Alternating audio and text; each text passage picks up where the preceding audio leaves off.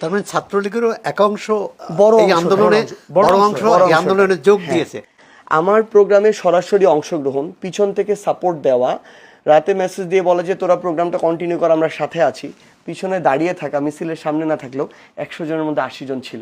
কারণ প্রত্যেকেই তারা এই প্রোগ্রাম গেস্ট রুমটা করেছে বা পদ নিয়েছে, অধিকাংশ এই যে 70-80%, কারণটা হচ্ছে তারা অন্তত 6টা বছর হলে শান্তিমতো থাকতে চায়, একটা সিট পাইতে চায়, কিন্তু পিছনে আপনাদেরকে সাহস জুগিয়েছিল এবং অংশগ্রহণ করেছে প্রত্যেকটা। আমার মনে হয় 2-3 জুলাই থেকে বৈষম্য বিরোধী ছাত্র আন্দোলন, ধরেন শহীদুল্লাহ হল, FH হল, মহসিন হল, এই নামে প্রত্যেকটা হল থেকে প্রোগ্রাম এসেছে।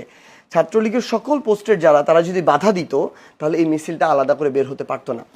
আমরা যেটা দেখেছি, ধরেন এই যে 100 জনের মধ্যে 80 জন যারা বিভিন্ন পোস্টে পোস্টেড বা 70 জন, তারা সভাপতি, সেক্রেটারি এবং ক্যান্ডিডেটদেরকে এভাবে বলেছে এটা যৌক্তিক দাবি, কয়দিন পরে আমাদেরও চাকরিতে যাইতে হবে, এটার সংস্কার হইতে হবে, এটাতে যদি আপনারা বাধা দেন আপনাদের সাথে আমরা নাই, এটা বলে মিছিলটা বের করতে তারা সহযোগিতা করেছে।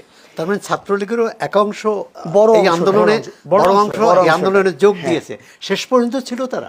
এবং আমি যদি বলি, যখন এটা এক দফাতে গিয়েছে তখন অল্প কিছু সংখ্যক সাইলেন্ট হয়ে গিয়েছে, কিন্তু অনেকেই ছিল যারা শেষ পর্যন্ত এটা কন্টিনিউ করেছে। কারণ এই যে 15 জুলাই, 16 জুলাই, 18, 19, 20 জুলাই চোখের সামনে এভাবে লাশ পড়ে থাকা, ঢাকা মেডিকেলে রাস্তার সামনে মগজ পড়ে আছে, মানুষের খুলিটা আলাদা হয়ে পড়ে আছে, এগুলো তো তাদেরই কারো বন্ধু, কারো রুমমেট, কারোর সাথে 6 বছর একসাথে ক্লাস করেছে, এটা আর তখন সহ্য করতে পারে নাই।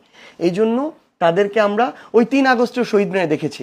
তো 3 আগস্টে যে এক দফা ঘোষণার দিন শহীদ মিনারে দাঁড়িয়ে আছে, তাকে তো আমি আর আওয়ামী লীগের কেউ বলতে পারি না।